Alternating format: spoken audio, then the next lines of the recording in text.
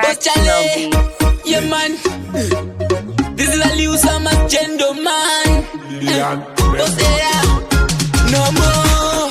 Tuva kuna kumbovara, kumbo kujombo kujamao. Munu weze nadi iwe farao, munu weze iwe nadi iwe farao. Pressure mindsi, jola vibes katirisa soundsi. Wano deep size tinongo tino, siya so, busa so, farao. Refresher mindsi, jola vibes katirisa soundsi. Wano deep size tinongo tino, siya so, busa so, farao.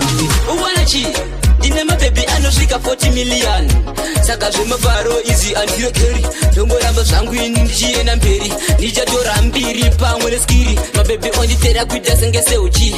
Manja ini ndomata zvakuita senge hachi. Ini ndinofamba nenguva kunge wachi. Refresher mindsi, jola vibes gadzirisa soundsi. Wanoti size tinongo tino, siya so, busa so, farao. Refresher mindsi, jola vibes gadzirisa soundsi. Wanoti size tinongo tino, siya so, busa so, farao. Angikana Brenda, kumefaro dijayenda. Faninge ari magi, matenzi anotenza. Atichombu wachikezi kana kenza, zibasa tinopeza. Usabe waramba wawa, tepsi waripo, ha, shangu zachipo. Eni handi pere sesipo, liusa machendo man.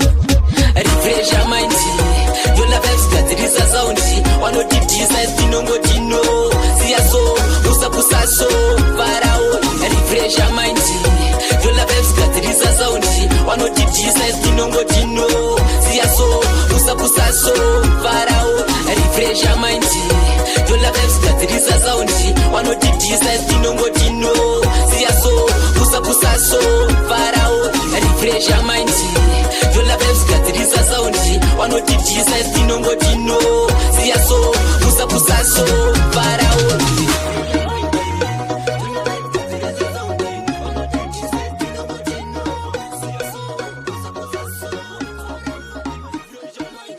Fractional beats.